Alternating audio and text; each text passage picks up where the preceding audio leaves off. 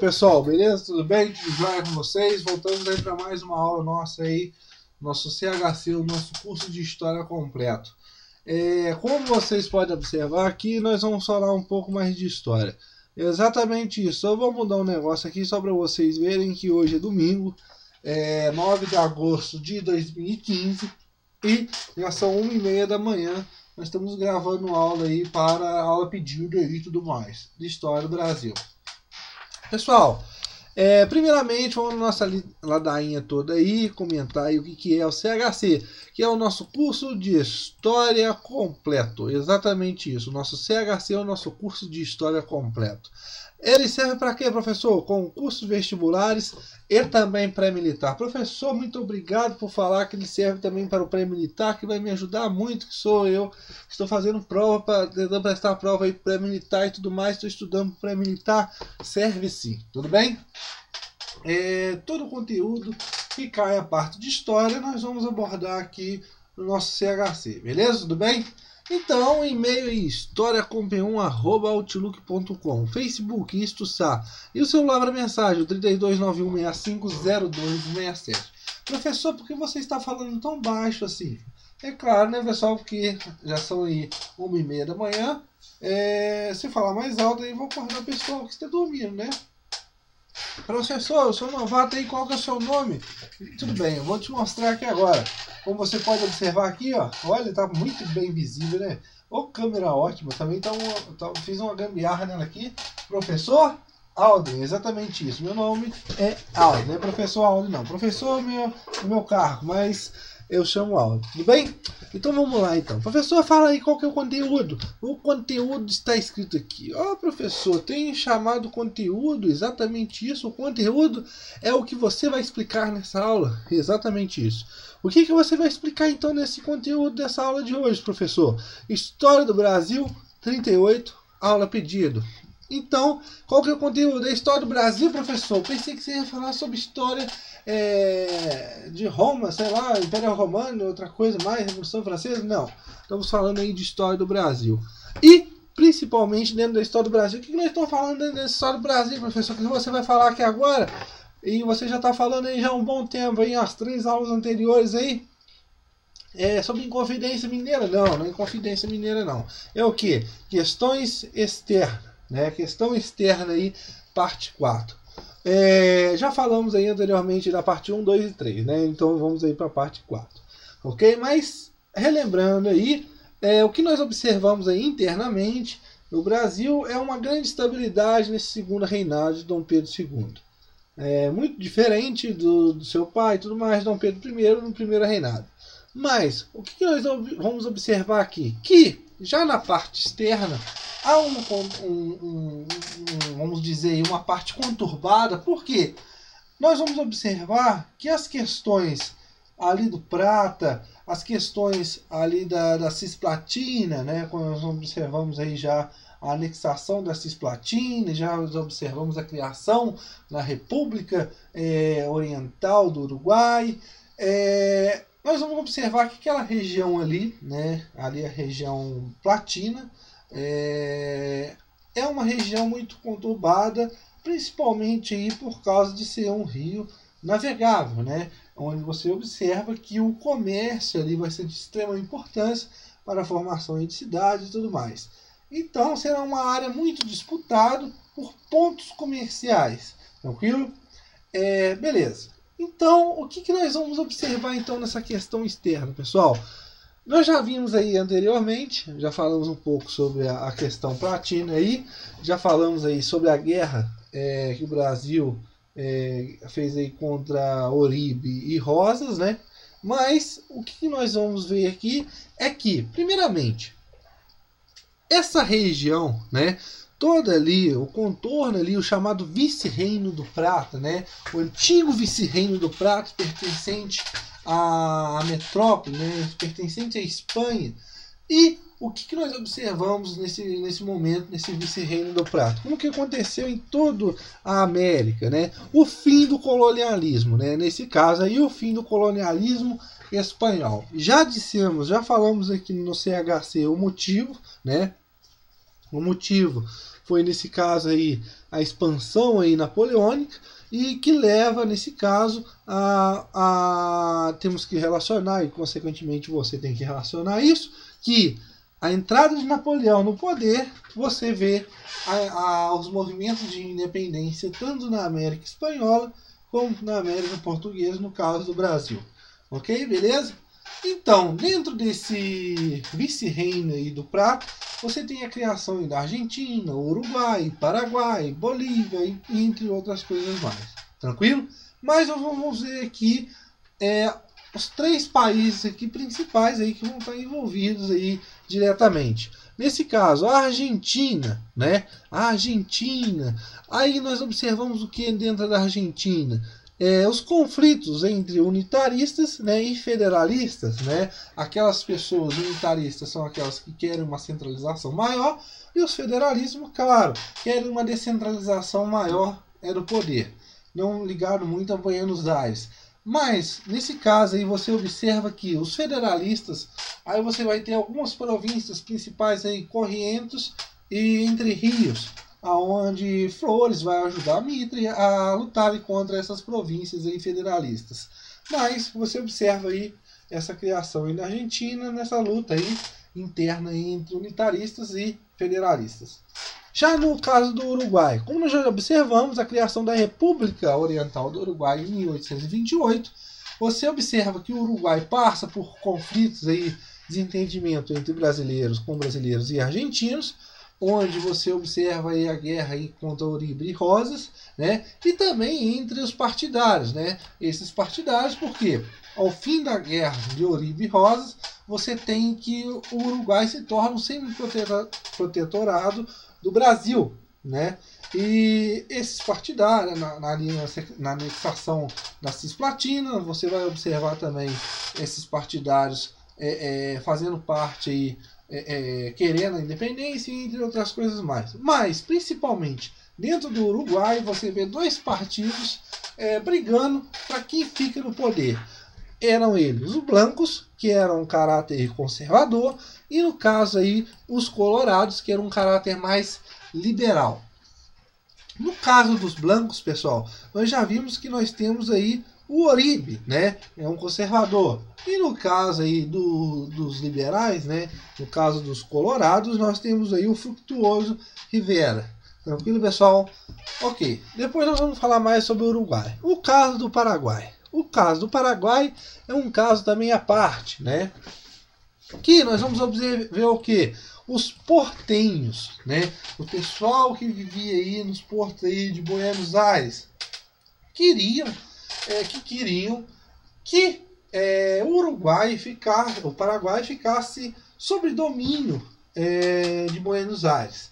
E o que você observa nisso? Eles querem submeterem de qualquer jeito o Paraguai ao domínio de Buenos Aires. Os comerciantes paraguaios, entre outros mais, não vão gostar disso, e parte disso você vai observar a subida aí de José Gaspar de França, que vai, nesse caso, aí, se tornar um grande ditador, né, nomeado ditador perpétuo, e, nesse caso, vai lutar por uma autonomia maior.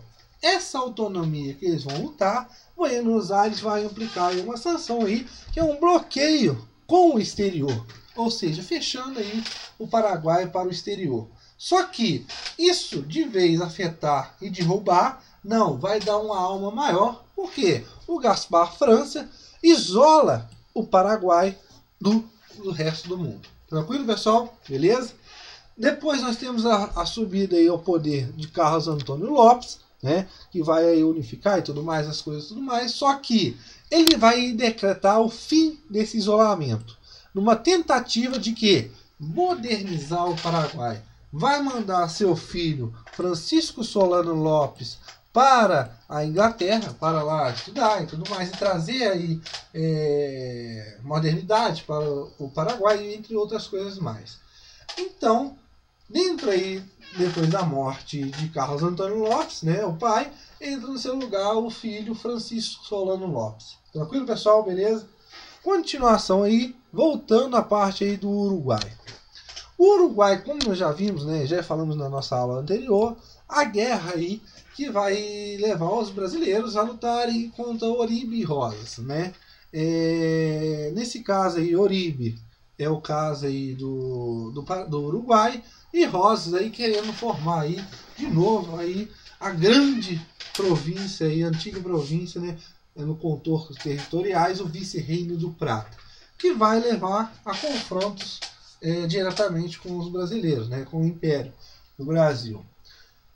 Nós já vimos que Oribe e Rosas, né, são derrotados. O Uruguai fica como semi-protetorado do Brasil, né, fica aí por incumbência do Brasil por um determinado tempo. Só que vai continuar ainda o acirramento ainda entre os partidos, os brancos e os colorados. Nesse caso, pessoal, nós vamos ter aí em 1860, se eu não me engano, 1860 mesmo, a subida de um branco, um conservador, o Bernardo Berro. Então, tudo aquilo que o Brasil tinha feito, tornar o Uruguai um semi-protetorado, tinha o Uruguai em suas mãos, vai levar aí a partir de 1860, com a subida de Bernardo Berra, um branco. Os brancos conseguem subir de novo ao poder.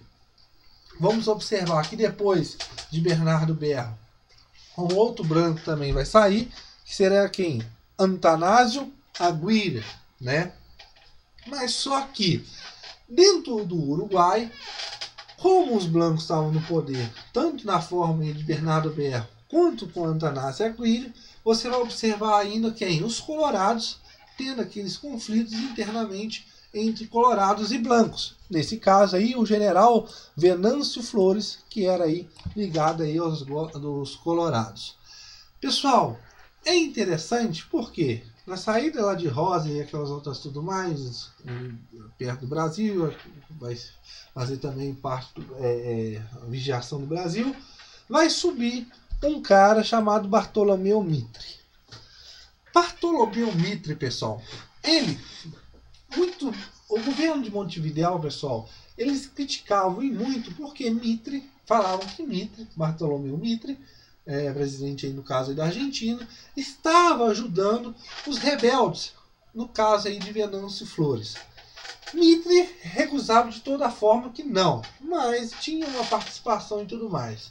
Só que você vai observar com que essa ajuda que Mitre, né, fazia a Flores, você vai observar uma cerração aqui entre Argentina e Uruguai. Pessoal, Bartolomeu Mitre vai ajudar Flores, por quê? Venâncio Flores vai ajudar Mitre no conflito contra os federalistas, né? No caso aí das províncias de Entre Rios e Corrientes. Então, nesse caso, Mitre estaria ajudando Bartolomeu ou Venâncio Flores. Então, vai acirrar essa contenda entre Argentina e Uruguai. Ok? Por causa que queriam derrubar de qualquer jeito aí os brancos aí e tudo mais. Ok? Continuação. Aí nós vamos ver agora a cerração entre o Uruguai e o Brasil, né? O Império do Brasil. Pessoal, nós vamos ter um conflito aí, né? Um desentendimento. Por quê? O Berro, né? O Bernardo Berro, assim que sobe o poder, ele vai começar a restringir algumas coisas, né? Restringir principalmente proprietários brasileiros que tinham terras ao sul ali e tudo mais, que vai restringir, nesse caso, assentamentos brasileiros. No teor de quê? De que esses assentamentos, né, nessa produção de charque, era uma produção, nesse caso, no caso do Brasil, essa produção de charque se fazia por causa da mão de obra escrava. E essa mão de obra escrava usada, nesse caso aí, pelo Brasil, estava deixando o charque do Brasil mais barato do que o charque do Uruguai. E também nós temos aí ataques também a brasileiros e tudo mais, com um grande, como que fala, esqueci o nome agora, nós estávamos com o nome agora na cabeça agora, abuso de poder de autoridades uruguaias e tudo mais, e o Brasil não vai gostar nada e nada disso, e isso vai chegar no Rio. E, nesse caso, o Império, né, manda um cara em missão diplomática, né? O cara chamado João José Antônio Saraiva, com a ideia de que de apaziguar, mas de uma forma ou de outra, de fazer sanções contra o Uruguai para ele acatar e, óbvio, uma desculpa também para uma intervenção no Uruguai. Tranquilo, pessoal? O que você observa nesse momento? Você observa que o José Saraiva leva uma carta e tudo mais dizendo o que o Brasil queria que essas pessoas que fizeram esses abusos fossem responsabilizados e tudo mais. E acatasse uma de outras coisas. E outra coisa também, queriam a recomposição no caso aí da política aí do Uruguai, ou seja, trocar os brancos pelos colorados. É interessante, pessoal, porque nesse caso aí, o José Antônio Saraiva já vai no governo do Aguirre, né? E o Aguirre é muito ligado aí com o Paraguai de Lopes. Tranquilo, pessoal? Então, nesse momento, o Paraguai toma as dores do Uruguai e, futuramente, o Uruguai não aceita essa tentativa aí de negociação do Império Brasileiro. Não aceita nada. Consequentemente, isso é uma desculpa para a invasão. Acontece a invasão e tudo mais, apoia os rebeldes, no caso aí de Venâncio Flores. Em 1865, Venâncio Flores sobe ao poder. É interessante, pessoal, porque nesse momento nós temos aqui de cara com a formação da chamada Guerra do Paraguai. Essa explicação dessa aula foi nada mais, nada menos para você tentar entender como que o Uruguai e o Paraguai e o Brasil e a Argentina, nada mais, se envolveram nessa contenda que foram a Guerra do Paraguai. É interessante que isso está ligado muito no comércio, né, por interesses comerciais, e nesse caso o Brasil vai tomar as dores, influenciado muito aí pela Inglaterra e tudo mais. Isso já é uma visão muito mais elevada e tudo mais, por causa da modernização tão grande que o Lopes conseguiu fazer com o Paraguai. Tranquilo, pessoal? E não era muito conveniente para a Inglaterra ter um país forte ali na região do Prata. Mas isso é discussão de outra hora. Mas o que nós temos que entender nesse momento aqui?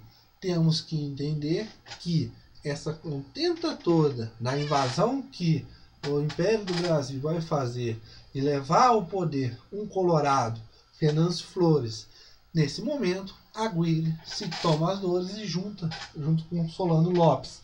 E nesse caso, o Lopes toma as dores do Uruguai e declara a guerra ao Brasil. Tranquilo, pessoal? Então nós estamos aí no começo aí da chamada Guerra do Paraguai. Exatamente isso, pessoal. Um ponto importante que deve ser estudado por vocês, além dessa videoaula, tem que ser pesquisado e tudo mais, mas é de suma importância para a sua prova. A chamada Guerra do Paraguai, nós vamos observar na nossa próxima aula. Valeu, pessoal. Um abraço.